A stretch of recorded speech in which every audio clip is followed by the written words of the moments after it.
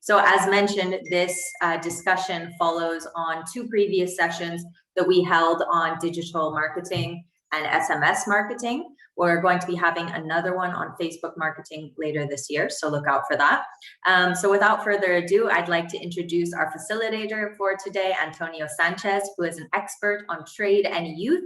He's working in the International Trade Center's institutions and ecosystems section, where he works closely to support various kinds of institutions, up from chambers of commerce to trade promotion organizations, as well down to hubs and incubators, to strengthen their capacities and understand their internal capacities and how they can better them through ITC's benchmarking assessment. So we're really thrilled to be having this session with him today and for him to be sharing all of his expertise. He's also the ESEX Fellow at ITC. So thanks so much, Antonio, for leading this session. I'll stop sharing my screen and hand it over to you. Okay, thank you very much, Claire, for the introduction. It's a pleasure for me to be here today, and well, thank you all for taking the time to be here with us. Without further ado, I'm going to just share my screen. Wait a second.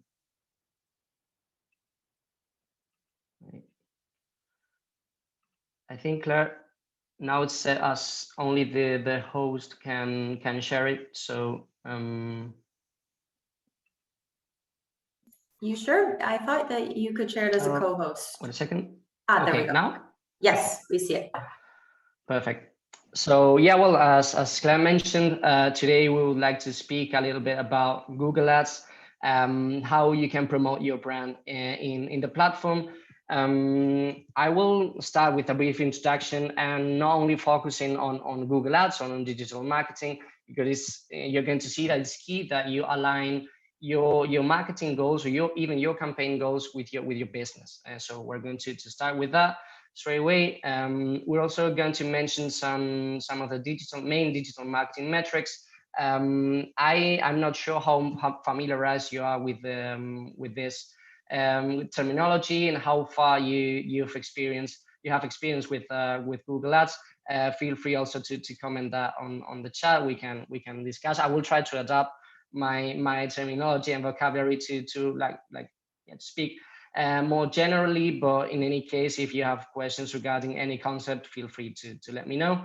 Then I will deep dive into Google Ads as such, and then even focus a little bit more on Google Search Ads, which is not exactly the same, but we always tend to think of Google Ads as just the search engine that we place our ads. Then we will discuss how to set up usually a search ad campaigns with some best practices and tips, and then finish the session with frequent ask questions, and not just to speak about as I said, Google Ads, but rather to see if it's going to be useful for you or not, because maybe your business goals would make you think rather on, I don't know, advertising on Facebook or on any other part on digital marketing, or even in offline marketing channels. So as I said, I'm going to move to the introduction. Antonio, sorry to interrupt. It's showing on display presentation mode. So if you can change it, because we see your next slide coming up. Okay. Wait. Now? Perfect. Now it's right. Okay. Perfect. Sorry about that. So yeah, well, as I said, before you jump into starting campaigning in digital marketing, you should also think about your business goals. So kind of adopt a more strategical point of view, and then once you have that clear, move gradually to a more tactical part. So to give you some examples of business goals, then for example, you have to just grow revenue, steal market share from your competitors, increase customer value, improve cash flow. I mean, you have, as you already know, many different business goals. But as I said, they always have to be aligned with what you do, and not only in Google Ads, but in general in the digital marketing ecosystem. So once you have the business goal clear, you should then move to the marketing goals before jumping, as I said, into Google Ads or any other platform. What would you like to reach? Would you be willing to reach or to build more awareness for your brand? Would you be a little bit down in the funnel and try to influence consideration of your product? Do people already know your product, but you would like to increase the sales or the purchases? And in those cases, if you already have a baseline of a database of clients, would you like to grow the loyalty? So for these 4 different marketing goals, you're going to make a decision on whether you would like to maybe start with a campaign or a tactic in Google Ads, or maybe move to Instagram or any other media. Once you have decided this, you are going to focus on the media goal. So for example, if you are going to just, imagine you're just starting with your business, you would like to set up a campaign, but people don't know your brand. So actually, then your media goal would be reach, right? You're going to try to show your ads to as many people as possible in order to increase this brand awareness. For example, if you're down in the funnel and people already know you, but you see that your sales are not that much, maybe then you're going to focus on conversion, and that is going to be your media goal. I hope so far I have made myself clear, but as I said before, if you have any questions or see that I'm just speaking about terms that you are not familiarized with, just please let me know. And what we're going to focus on mainly in this presentation are the campaign goals. So once you already have your business goal, once you already have your media goal and your marketing goal, what are you going to focus on your campaigns? So for example, as I said before, if you're going to reach more people, you're willing to do that, maybe you're going to focus on impressions. We're going to discuss that later on anyway. You're going to focus on the views if you're promoting a video. If you're focused on conversions because your brand is already known, then maybe you're going to focus on the clicks, on how much you pay for each click. As I said, you have many different goals, and you have to really be able to interpret what you're going to focus on. So not just set up an ad and see how it's performing. Well, before you should be aware of what you're really going to measure, because you're going to see now in the presentation that you can check many different goals and metrics. So moving on to the second part, to digital marketing metrics, which would be at the bottom of what I explained previously. Of course, clicks, I guess you're already aware of what that is. It's just the number of clicks that you are received, and you're going to see that in your campaign. So maybe that's going to show you if it's going to be relevant or not.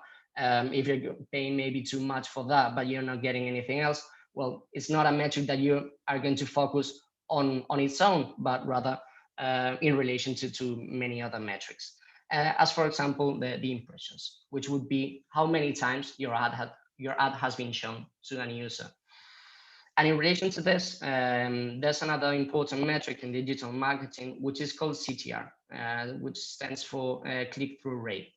That is the number of clicks divided into the number of impressions. It is shown in percentage, and what it tells you is if actually you're showing the ads to the relevant people.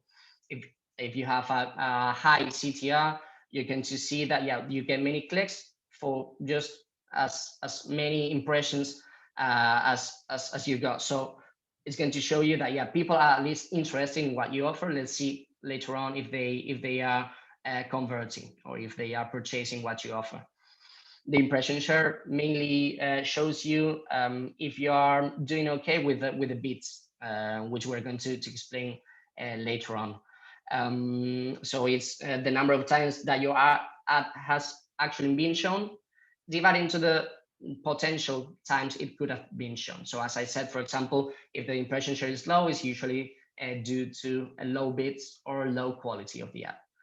The cost of our investments, well, that's I guess you already know what is how much you invest in your digital marketing strategy, and the CPC is how much you pay for each click. In the case that that's your main, if we're speaking about Google Ads, that's going to be your main way of buying a placement in the digital ecosystem.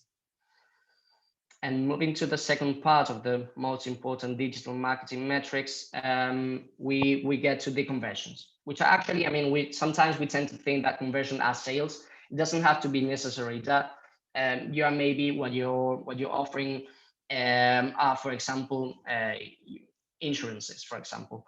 If you're promoting that in digital marketing, maybe you're not going to have like a revenue as such, but you're going to measure actually how many leads or how many people have requested more information. So we usually tend to think of conversions as a sale with a price, but it doesn't have to be like that. It's just what for you is what you're selling. So the number of times you were able to sell that. The CPA, the cost per action, is how much you pay, or per conversion, how much you pay to get any of those conversions. So it's stated usually in currencies.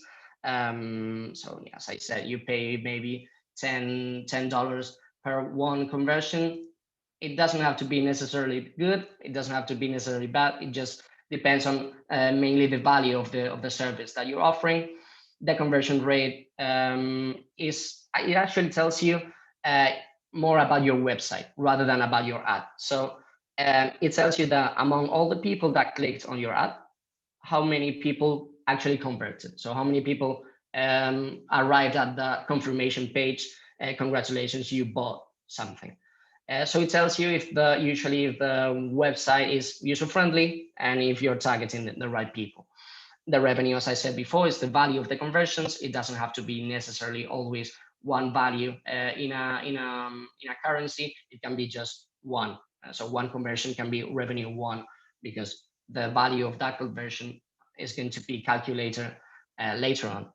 And the ROAS, which stands for return on ad spend, it just tells you how much you had to invest to get the revenue. So that's usually quite useful if you are in the retail sector. I hope everything is clear so far, and I will be moving. Well, before I move to the next one, you can see this is actually how Google Ads looks like. So there you can see the different metrics. I hope you can see them correctly, but you see the clicks, you see the impressions, the CTR. So this is the interface. So before we move into the platform itself, this is how it looks like, and you are going to see all the metrics. But as I said before, you're going to be looking not only at, oh, well, I got 233 clicks, but just a 0.40% CTR. Well, maybe that's not as important for you as, for example, the CPC. So you have to really know what to look at inside the platform. So now moving on to Google Ads. Well, as I said before, the first thing that we think of when hearing Google Ads is just the search engine of Google. And it doesn't have to be necessarily that, because inside the Google Ads platform, you get the option to promote your products or your brand, your services, both in the search engine, as I mentioned, but also in the GDN, which is the Google Display Network. So you get to promote your services through text ads, image ads, Gmail ads, many different platforms, and also video. So all the videos in YouTube, you can promote them through the Google Ads platform, and you don't have to go to YouTube to create a video promotion for your brand. You can do it inside Google Ads. But in this case, I mean, since it's just kind of a first touch with the platform and an introduction, I wanted to focus later on search ads. What is the main difference? Well, not only the platform or the format, it's also how it's working. I didn't mention that before, but Google search works with keywords. So you bid on different keywords, and your ads are shown according to the terms that people search, which are the keywords placed inside the search engine. But on the other hand, display and video ads are usually kind of selected depending on the audiences. So you don't select usually keywords for that, but you just say, okay, let me please show an ad for a video ad for people who are 40 years old and are based in Ghana, and are, for example, looking to searching for a new house. Let's see, and you can even select the time of their lives. So you can say, for example, for people who just got married. So you can select the different audiences for these placements. And although you can apply them to search, this is like the main principle that guides these different platforms or placements. So you can see how it looks like there. As I said, search just the search engine in the Google, the usual Google search engine. Display, well, here I chose a text ad with a small image. I could have also chosen a Gmail ads, but yeah, as you can see, it has many different options. And then the video is just the video that you usually see in YouTube. You have many different formats depending on what what you're looking for. You can choose, for example, bumper ads or masthead. Well, that I think that could cover another session just on YouTube, because it's a really complex platform. But just for you to know that you can bid on that as well from Google Ads. So moving back to what we saw before, the funnel of conversion, Google Ads helps you be at every step of your marketing goals. So if you're trying to build awareness, maybe what you're going to try to reach is as many people as you can. So that's why you will try maybe to place your ads in YouTube or in Gmail. And also, in order to influence consideration, you're still at a place where the people don't really maybe know you that well. So you're trying to show what your enterprise is doing. So as I said, Google Ads offers you the different solutions for every step of the marketing funnel. If you are already thinking of purchases, then maybe you're going to start focusing on Google search. And maybe the people already know your business, and by now you're going to actually, yeah, as I said, focus on trying to drive the purchases already for people who are looking for your product. And once you already have your client database, you can use any platform in order to grow that loyalty and to make people that already know you really keep purchasing your products. So for that part of the funnel, any solution would be acceptable. Before I move to the actual functioning of the platform, are there any questions so far? Is everything more or less clear? I don't know how many of you, have already had experience with digital marketing. So as I said, trying to adapt my speech as best as I can. But if you have any questions or any terms that you don't understand, please let me know. Claire, if there are any important questions, although we have some time at the end for Q&A, feel free to interrupt me and let me know, okay? Yeah, so far no questions. I mean, from the applicants, most people put that they didn't yet know how to use Google Ads, and that they wanted to, start from the basics on how to set it up. So yeah, great. As we go along, you guys, if you have any questions on any of these terms that are being used, please feel free to ask in the chat. Don't wait till the end. But yeah, so far no questions. Great, thank you, Claire.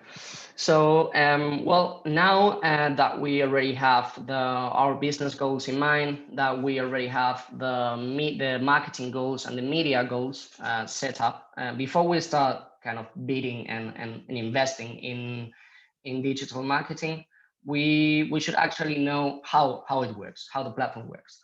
Well, if we focus on Google search, as I mentioned before, there are like three main steps.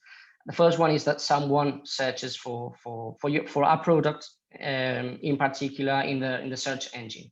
In that case, they're looking for fridges. So as you can see there, you have the pictures, which are Google Shopping. They're Google search, but it's managed differently. So you have Google Shopping at the front, and then below that you're going to have the usual Google search results. And then if the person is interested, they are going to click on your ad. So it's quite important that you actually take care of what you're saying, or how you're promoting your products. That will make your clicks and your relevance increase or decrease. So first of all, they search, then if interested, they click, and then they arrive to your website. So although we're going to discuss this later on, thing that you have to have in mind before you start investing not only in Google Ads, but in general in digital marketing, is to have a really user-friendly website. It won't make any sense to start investing on different ads and lead people to your website, and then if they don't really know how to convert, there is going to be actually like throwing the money away. So it's something that you should really bear in mind. Please think of your website before you start investing, and think of a way that people can easily see what you're offering and convert and finalize the purchase. But as I said, we will discuss that later on the tips section. So once we know the process, it will be important to know how does the system work. So it's an action system. So mainly your ads are going to be placed there, depending on how much you're willing to pay for that. It's not what you actually pay. We're going to see that difference later. It's just how much you would be willing to pay for a click. And for that, you need to bear in mind three different concepts. The first one would be the ad rank. So each ad that you place in Google Ads and Google Search will have a rank. So that's how Google calculates how good the ad is to be shown in the search engine. How do they calculate that? They calculate that based on the maximum amount that you're willing to pay, plus multiplied by the quality score. The quality score is just like an estimate of the quality, which is based on the relevance of the keywords. For example, if someone is searching for a fridge, as we saw before, but you're then later on showing, I don't know, an iron, it doesn't make that much sense. So the quality score is going to be quite low. So please make sure that the keywords that you're going to start bidding on really match the ad that you're showing. We're going to see that later on the structure of the campaign, but it's something that you really have to bear in mind in order to have a good quality score. As I said, Google is going to analyze how many people are expected to click based on the quality, how relevant your ad is, and how your landing page also is. For example, you can be speaking about fridges, can be bidding on fridges, but then the user lands to a page about, I don't know, fryers, or pants. So it wouldn't make that much sense. And again, the quality score would be downgraded. In order for you to understand this, I wanted to kind of make a similarity between the cars and the fuel. So if your car engine has a high efficiency, so great car engine, you won't need that much fuel to go far away. So actually what Google tries to tell us in this case is that the quality score is usually more important than the amount that you're willing to pay. And that the ad rank is calculated every time. So there are many variables that Google takes into account for every single search. So you're maybe not going to pay the same for an ad that is shown at 10 p.m. On a usual busy day on the internet than on the early morning in a different location, for example. So there are many variables that they take into account, and what you have in your hand is to actually make this take these things into consideration, the relevance between the keywords, the ad, and your website. So 3 important concepts. And what about the price? So that's actually quite important, because we really want to be paying the right amount for that.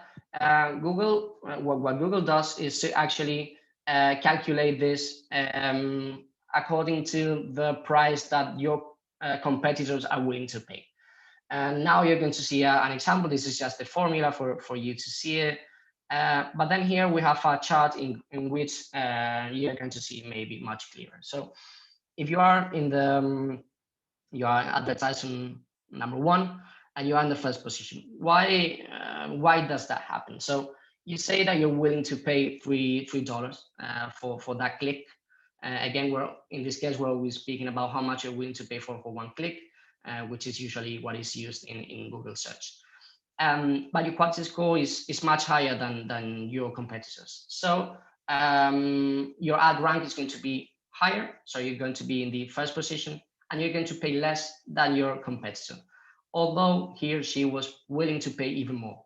Why is that? Because the quality and the relevance was lower than yours. So as I said, really, really important in order to avoid overspending, to really keep it relevant and keep it as tidy as you can. And well, there are just, I just put a suggestion. In these cases, when you set your bids and how much you're willing to pay, you usually set it manually when you start.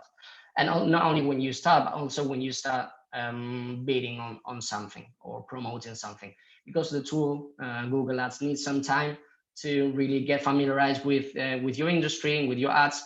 So that's a good way to start. But then Google tries to make it easier for you, and has created the smart bidding, which are actually automated bids. So you just have to tell them which is your KPI. So for example, for a campaign where your KPI is to get a return on investment of 10 euros for €1 that you pay, and the tool is going to automatically set your bids for that, so that you don't have to be setting the bids for every single ad or every single campaign. So yeah, that was just a suggestion and something to bear in mind for you in the future if you decide to invest in Google search. It's not going to be so tedious. You're just going to let the tool set your bids.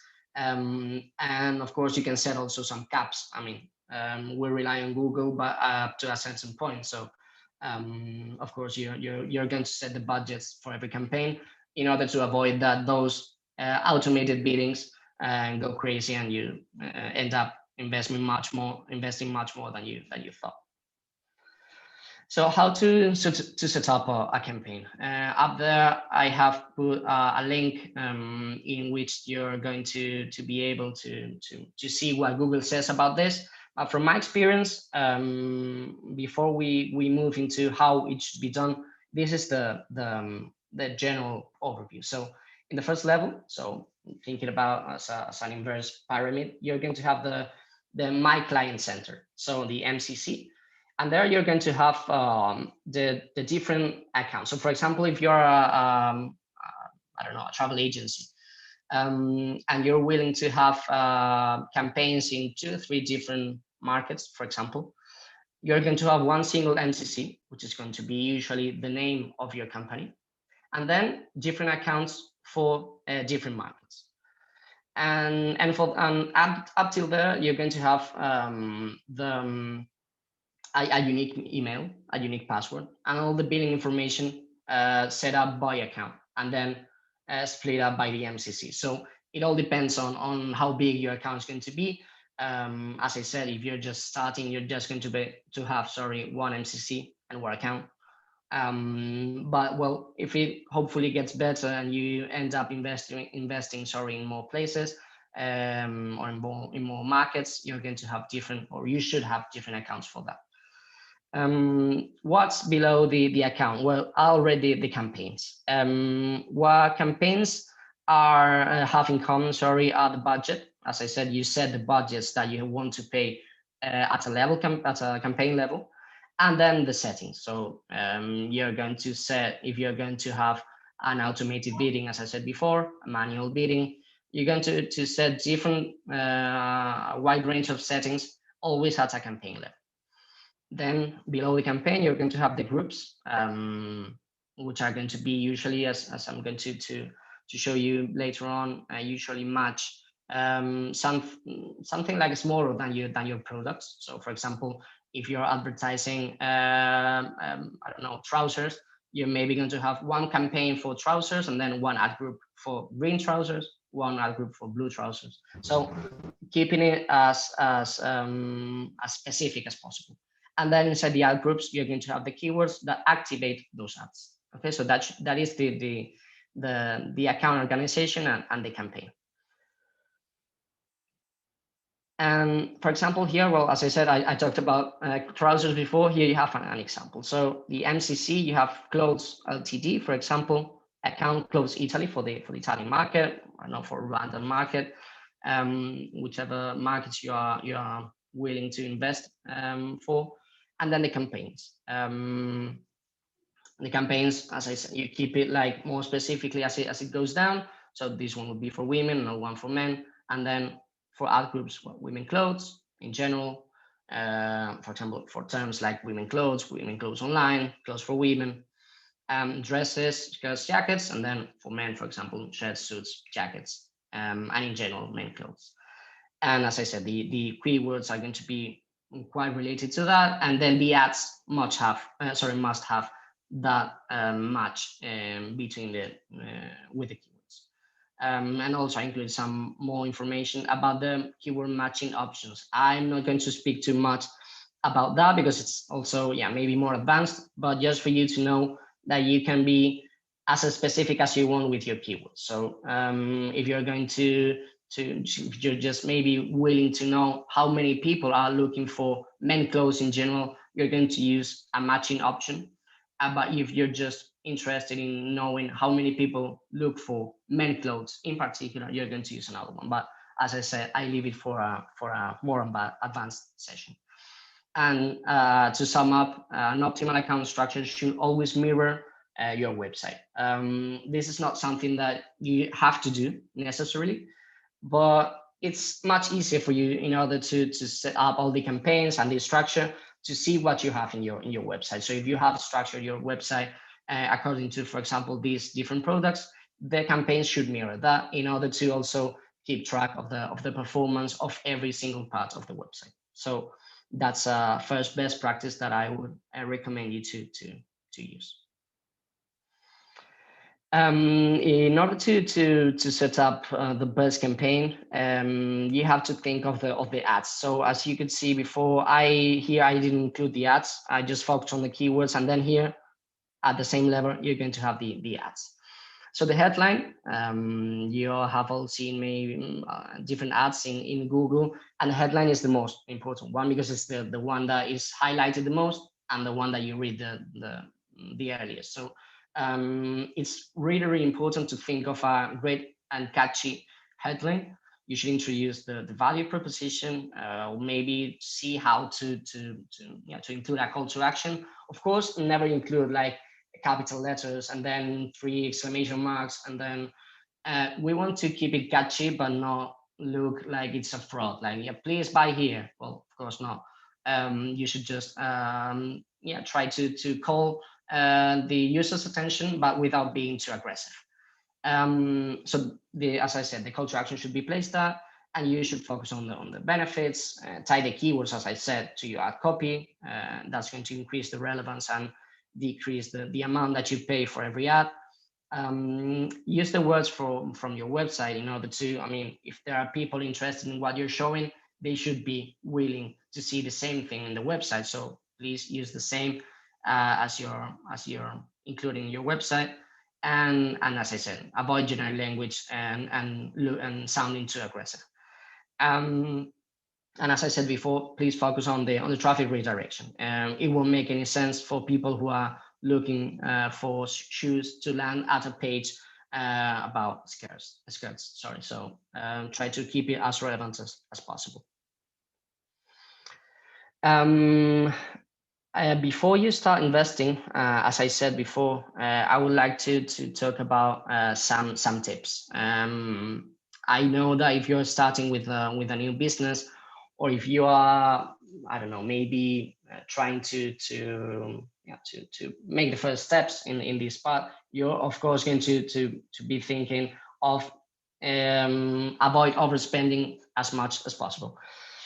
So first of all, I would recommend you to think of your target audience. Why am I mentioning this? Well, because it's not just that your target audience, I mean, we sometimes take for granted that your target audience are going to be in Google, but maybe they are not. Maybe they're just using internet for Facebook or for social media in general, but they don't usually look or search for products on the internet or on Google. So first of all, think of your audience as internet users or not.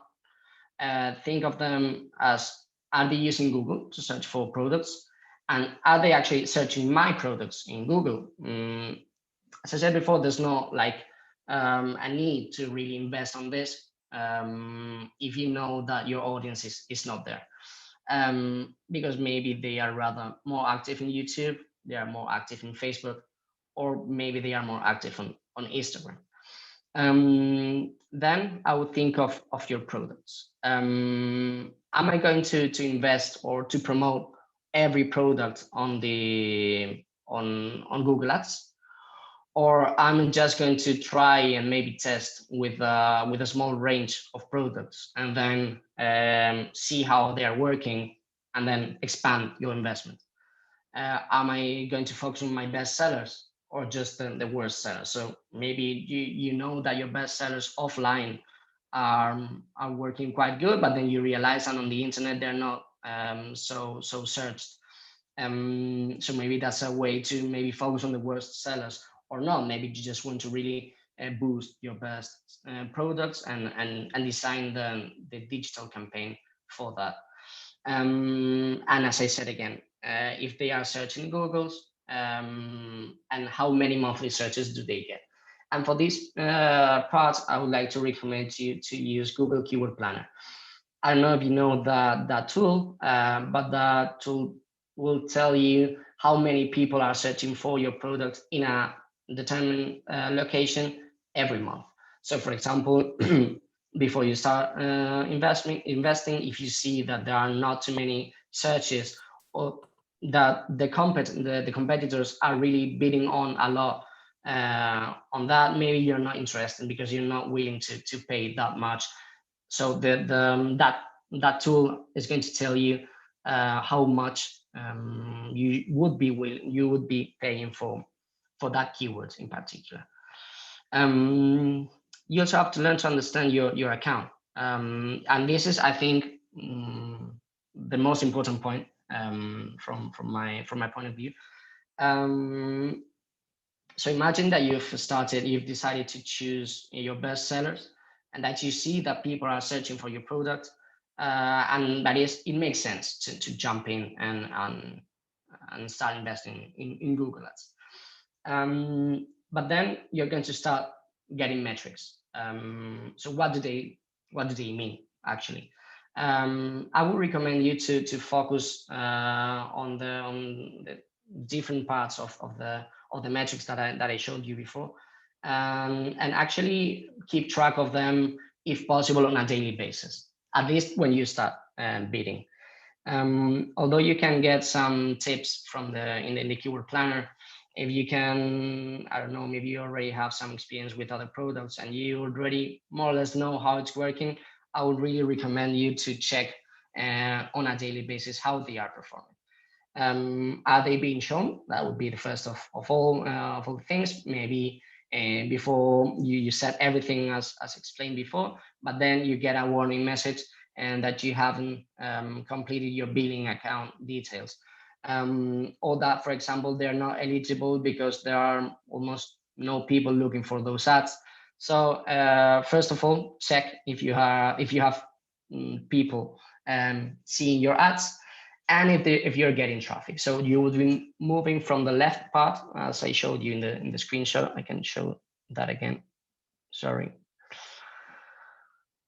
Okay, so here you would be willing, you have here the campaign name, you have the budget that you're willing to pay, and you have here the clicks and impressions. So are people looking for me? Well, in this case, it looks like they are. You have 58,000 impressions, so at least the ad is being shown. It doesn't mean necessarily that it's being relevant for them, but at least it's being shown. And then you focus on the clicks. So are people actually clicking on my ad? Do they find it relevant? One thing that you should take into account is that, as you could see here, we have search, display, and video. Please, if you start investing in display ads or in video ads, don't panic if you see a CTR of 0.3 as we had there. Of course, as a digital marketing user, and you have maybe been, most of the ads that you see in banners or in videos, you don't actually click on them. So it's normal to see that there are many impressions and a small number of clicks.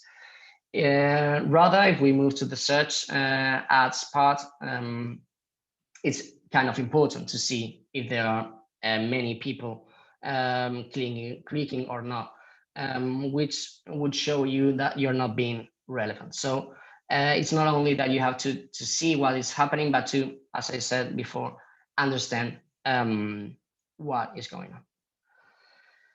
And then the search impression share, I don't know if you remember what it is, but it's how many times it has been shown according to how many times it could have been shown. So there you have 11%. That shouldn't be a good percentage, because it says that you could have been shown almost 10 more times to the audience that you have selected than it actually has. So maybe you're not bidding enough, your quality is not good enough. Then if you move further to the right, you see the cost, the investment, which is actually multiplying the average CPC by the clicks. So as simple as that, but please watch out what you're paying, because well, we will discuss that later on. But maybe it's important to see how much you would be willing to pay, at least in the beginning, and start with small testing. Then you would see the conversions. Well, here it depends on, maybe this is because they haven't made any purchase or signed up or signed in for anything, but it also can depend on how you're setting up the conversion. So it's also quite important, as I said before, please bear in mind that your website needs to be user friendly, but also really be tagged or identifying the different conversions that you set for that. So for example, imagine you have a great website and the user can land on the final confirmation page when they buy your product. So everything's good, they're happy with that, they clicked on your ad as soon as they saw it, but then you don't see any conversions. So what would be the problem? Well, the problem will mainly be, by the looks of it, that the tag, kind of the HTML code that you have, has not been implemented. So this is again a little bit advanced for you, but it's really important before you start investing, that you're really tracking what is going on in your website. So because otherwise you're not going to be able to modify or optimize your campaign. So now here, well, if everything is already tagged, you can optimize and say, okay, well, maybe since we see here a low CTR or a low impression share, I'm going to modify something in particular. But if but maybe that's not the case, and then you got a lot of conversions, but you are not tracking them correctly. So As I said, please check with a person who is familiarized with those concepts to really tag your website with the conversion pixel, that's the name of the tag, the conversion pixel, and with all the different pixels that you're going to see in Google Ads. And then, well, if you had any conversions, you would see how much you're paying for them. So as I said, cost per conversion, CPA, and that would be the same. Conversion rate, as I said before, how many conversions divided into the clicks, how many people clicked on your ad, how much are they valued, and the ROAS, and the profitability actually. As I said, sorry if I'm speaking about too many different metrics, but I guess it's important for you to understand again what you're going to measure before you actually start measuring it. So yeah, as I said, then to understand your account, I drove you through different metrics, but for example, I gave you some examples there. So for example, if you see that you're not getting too many clicks, it's maybe because you're not being relevant, as it could be with the CTR. It doesn't have to be necessarily that your products are not okay. So please try to learn to understand that. For example, if you have too much investing, you're investing a lot of money every month, but just have a few conversions, you're going to end up with a high cost per action, cost per conversion. So maybe it's not worth it. It's true that you're getting 50 conversions per month, that you're getting revenue because you're measuring everything quite good, but you're investing a lot for that. So well, maybe high CPA, paying too much for every purchase and not worthy anymore. And if it is being profitable, which would mean that the ROAS that I explained before is above 1. So that would mean that if you invest $100, you get at least $101. Of course, that's something quite at a low level. It's just focused on digital marketing. There are many variables that you have to take into account because, of course, your product is not going to only cost you what you invest for it in the digital marketing. It always it's going to cost you, of course, how much you're paying for the shipment, how much you're paying for the website management. So many variables, but well, at least for you to know if the investment as such in the platform is being profitable, you should at least take a look at it.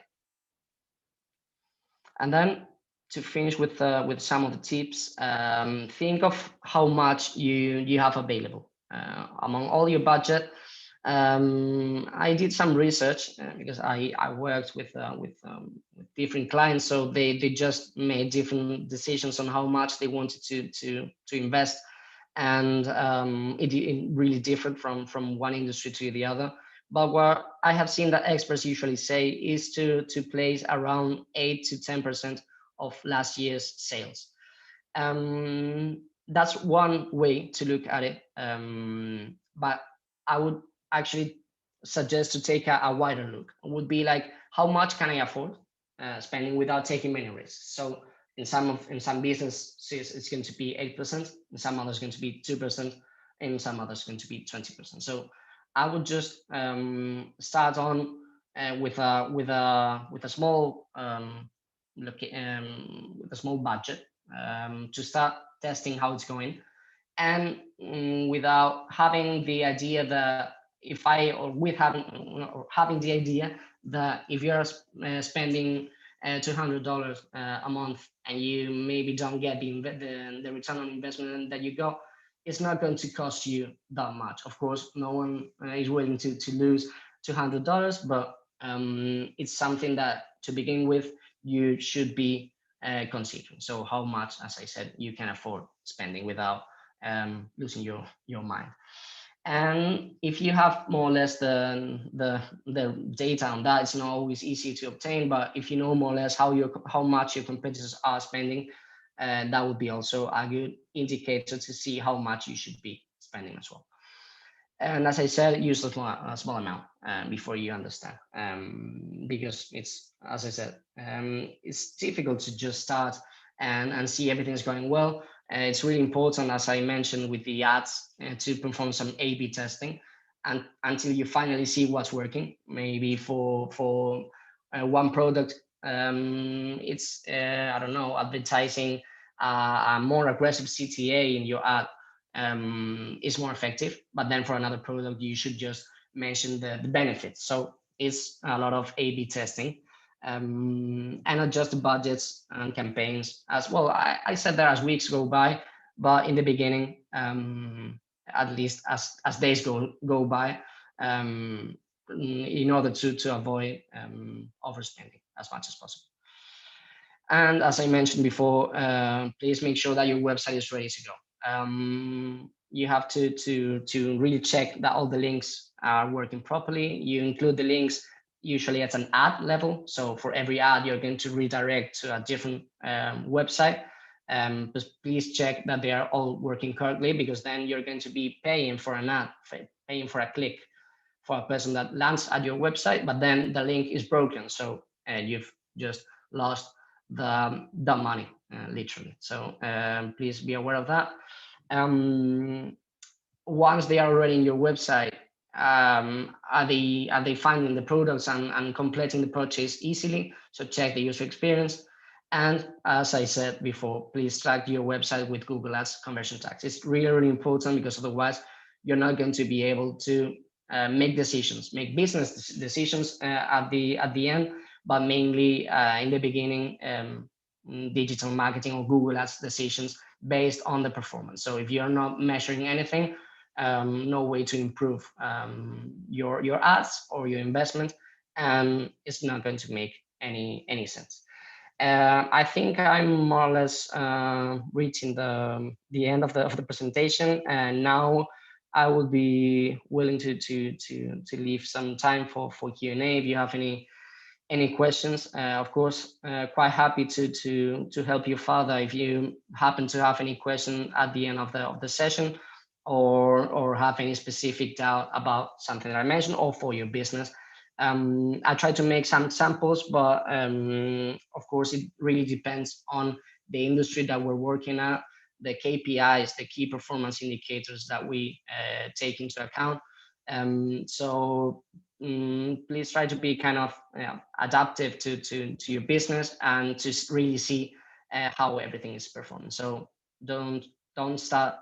My final tip would be to don't stop investing in digital marketing until everything is well tagged, and until you learn to understand what is going on in your campaign. And that would be all from my side for now, and happy to answer your questions. Awesome. Thanks so much, Antonio. That was packed full of information. To start things off, we do have a question from Zenat. I hope I'm pronouncing your name correctly, who asks, could you please explain what is meant by tying your keywords to ad copy? Perfect. Well, thank you for the question. Well, that would be, I'm going to move to the, sorry, I'm going to move to the part that you see it. Okay, so here what I meant with that was that you should always include the same information when you're bidding on something, and the information that you include in the ad. So for example, if someone is looking for I don't know, you see the suits, and they type suits in Google, and then your ad is showing, but then in your ad you're speaking about men jackets, then it is not relevant for them. So either if they click on that, you're going to probably not be getting a purchase, or if they don't click on that, your CTR and your relevance is going to be much lower, and the relevance in general, the quality of the ad is going to be much lower. So I just meant that you have to be consistent with what you bid on, so the term as such, the keyword, and the content in the ad. So always speak about the same. You're going to have that in the when you set up the campaign and you create the ad group, as you have there in the fourth level. Then you're going to create the keywords for that ad group and the ads for that ad group. So try to make in one ad group keywords that match the ads or the information in the ads. I hope that answered the question. Great. Okay. I don't see any follow-up questions actually, but I do see a lot of people asking for the links, which I will also reshare in the follow-up email, which I will send after this session with the slides, with the recording, and with these links. Okay, so we have a hand raised from Jeffrey Mutabazi. Jeffrey, if you'd like to unmute yourself, you can just ask your question directly. Thank you so much. This was a really informative discussion or presentation. I would like to ask something very specific to my business. So I provide phone charging services, and these are very need-based. So for example, someone is running out of battery in a place like an airport or an education institution, maybe a university or a bus stop or a bar or restaurant. Mm-hmm. And I would like to push relevant ads to people in that situation to use my, charging services. So we're typically providing, rentable power banks and basically swappable power banks. So someone buys or rents the power bank, uses it, and then returns it. How do I push relevant ads, considering that it's not something that converts immediately, but it's something that is need-based. So you could market to 1,000 people, and like 2 of them at that point have a low battery, and the rest are just potential users who could potentially run out of battery at some point. So do you have any scenarios that you think I would, any solutions that you think I would employ in such a scenario to have better conversion? Okay. Well, great question. Actually, is quite specific. So I will try to share with you my first thoughts. Well, first of all, you mentioned that it's kind of focused on a specific need that can be tied to a specific location. So first of all, what I would do is to target the market that you're actually able to reach, right? Once you already see that you have you're already covering that market in particular, I would just think of the terms that people are looking for in that situation. So imagine it's a person in Accra who's just run out of battery and is going to run out of battery, and this is happening. So I would try to think, first of all, what they're going to search for. So I don't know, maybe they're searching for how to charge my phone quickly, or not just, I mean, I would try to make a difference. So not just about what people are going to search, which is quite important, but also about your products. And because although your business is maybe focused on those needs in particular, you may be willing also to be selling power banks to people in general that are looking for that service. So I would make 2 different sets of campaigns, one for people that are looking for that thing in particular at that time because it's an urgent need that they have, and another one with all the products that you have. And also you mentioned the ads. Well, first of all, I would think of how you can address that need. I mean, you can address it because you can reach that person and specifically in one area, or is it because you can ship it to their house? I mean, of course, I guess if it is something that you can solve and straight away, one thing that I would recommend would be to include a call extension. It's something, Mutabazi, that I didn't mention before, because I mean, as I said, it's quite general. But the call extensions are something that you can include in your ad, and you're going to show your phone number right away. So if imagine there's a person at a bus stop that cannot charge the the phone and they're running out of battery, they look for quick power banks, how to access, for example. I would include my phone or the phone of the company, of course, so that they can call you. Look, I am at this place in particular. I need this. And how much is this going to cost? So maybe that would be one approach that you can use for your business. Of course, it requires more assessment from my side, but I would suggest these three things. Sorry, to set up the campaigns into two different sets of keywords and include the call extensions. And just to add on to that, for those who are already members of the Yay community platform, if you have specific follow-up questions for Antonio, you can contact him directly through the platform. So you can send him a direct message, and then maybe you can have a follow-up conversation there as well. So I'll share in the chat the link to his Yay member profile. So Jeffrey, do you have a follow-up to that, or should we move to the next question? No, I don't have a follow-up. Thank you so much for the elaborate answer. I'm definitely going to employ some of those techniques. Thank you. Great. Perfect. So I'll move to Dare. William, if you'd like to unmute yourself and ask your question, please go ahead. Thank you very much.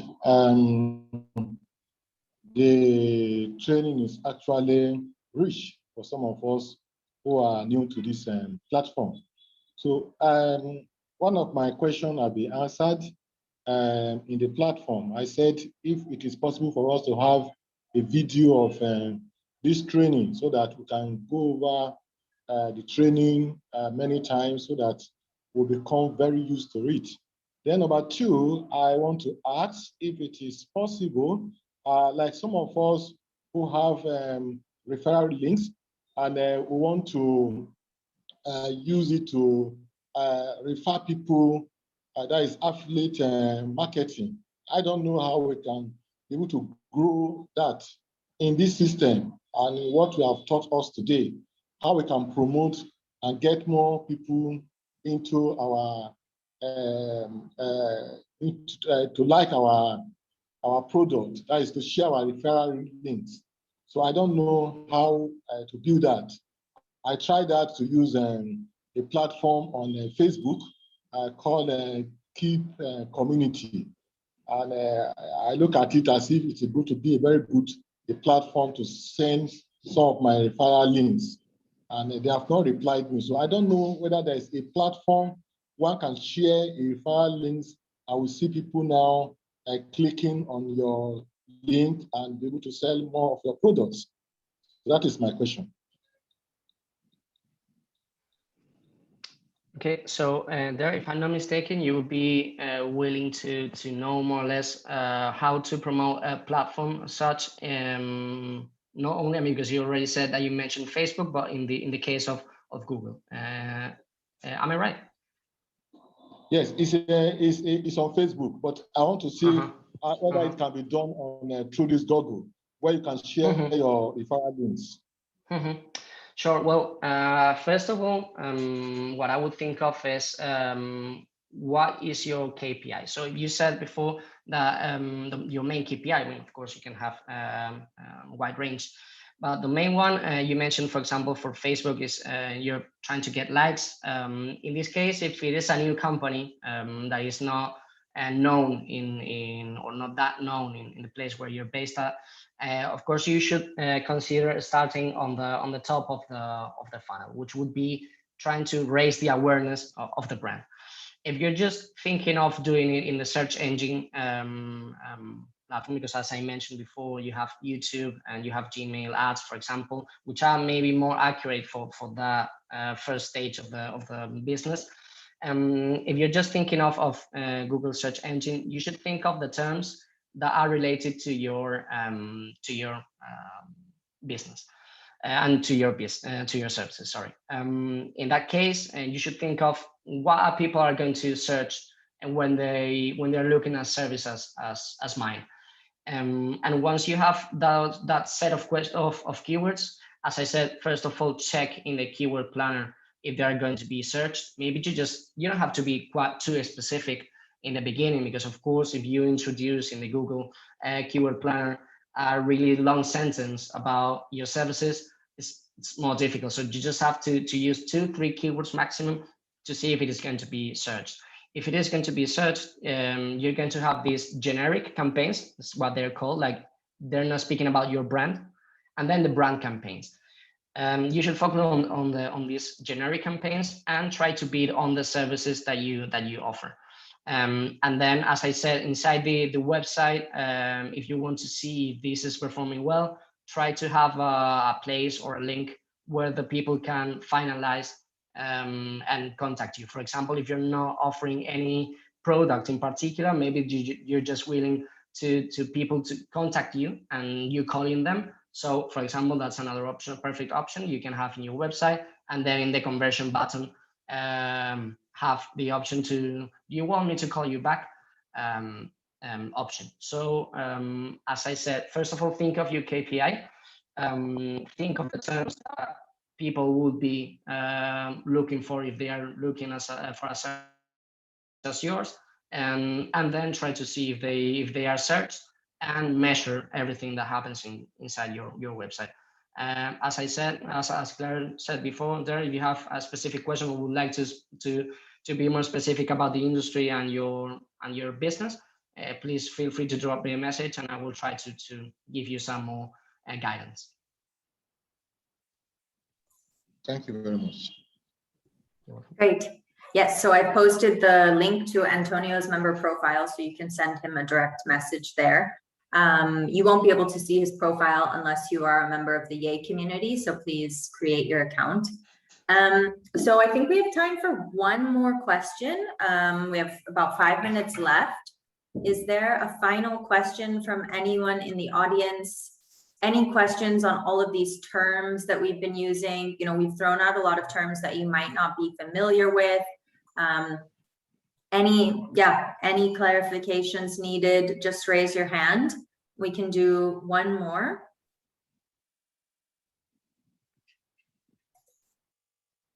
No, all clear? Sorry, Claire, I have one comment actually from my side. There's another important thing that I would like to mention before we finish here, because I'm seeing here that the keywords. It's also important for you to bear in mind that you're not only going to focus on the keywords as such, but also on negative keywords. And this is a concept, as I said, that I could explain further in detail in another session. But just for you to know that this exists and that is really critical for your business. So for example, if you are bidding on skirts for your business, but you don't have, I don't know, green skirts, please bear in mind that you can add as a negative keyword that thing. So it wouldn't make any sense that people looking for green skirts are going to see your ad if you're not offering that in your website.